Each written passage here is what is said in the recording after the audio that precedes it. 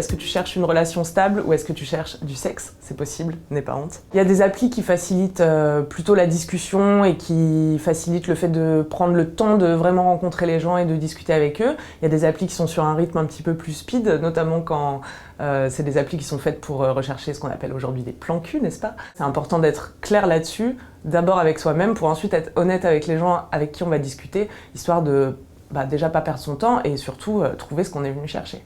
Parce que c'est pas la peine de dire qu'on veut une relation alors qu'en fait on veut juste une fellation.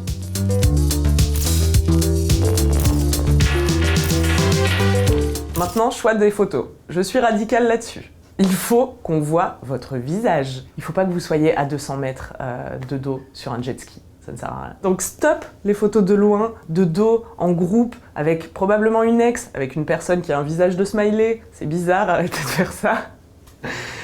Stop les photos où vous caressez un tigre en Thaïlande, on veut savoir qui vous êtes dans la vraie vie. Et surtout, on veut voir votre visage, c'est ni égocentrique ni superficiel. Si tu rencontres quelqu'un dans la vraie vie, tu vas fatalement voir son visage. Et c'est une information qui est nécessaire pour savoir si quelqu'un te plaît. Donc mon conseil, c'est pas de photos floues, pas de photos de biais dans l'ombre à contre-jour, où parfois je vois des photos, c'est juste une oreille. Mec, je peux pas tomber amoureuse de ton lobe. Donc faites en sorte qu'on voit votre visage. Pour avoir une bonne photo, vous pouvez demander à un ami de vous prendre en photo dehors à la tombée du jour, ce qu'on appelle la golden hour, qui va vous mettre en valeur. Et surtout, souriez.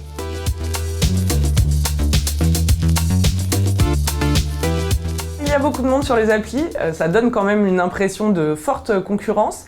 Le but, c'est pas de se distinguer à tout prix, c'est juste d'être soi-même et de donner des informations à la personne en face pour qu'elle puisse accrocher sur la conversation, qu'elle puisse avoir quelques indices sur votre personnalité.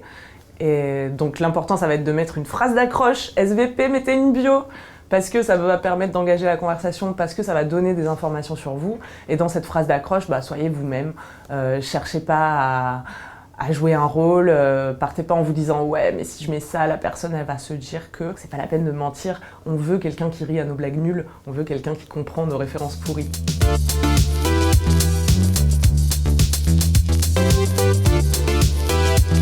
C'est pas facile de discuter par message, je trouve, c'est pas forcément naturel, surtout avec quelqu'un qu'on connaît peu, sur qui on a peu d'éléments.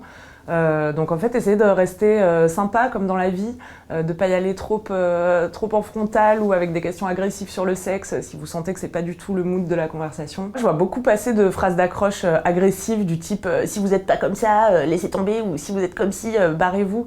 Non mais en fait, soyez gentils, soyez aimables. Les applis, ça peut donner une illusion de contrôle et de « ouais, je gère la situation et je suis au supermarché, j'ai plus qu'à faire mon choix ». Déjà, cette attitude-là, elle est un peu déshumanisante, donc elle peut conduire à des pratiques comme le ghosting, le fait d'arrêter complètement une conversation, de plus justifier à la personne qu'on va plus discuter avec elle, ce qui est une démarche simple qui demande un peu de courage et d'honnêteté, faites-le. C'est des humains derrière les téléphones, qu'en plus, ils sont dans une démarche de séduction, donc en position de vulnérabilité, donc politesse, gentillesse, empathie, respect. Draguer sur les applis, c'est aussi comme dans la vie parce que c'est prendre le risque de ne pas plaire. Donc il faut accepter que parfois on peut se faire entendre dire non, carrément non quoi. Et par texto aussi, non, c'est non.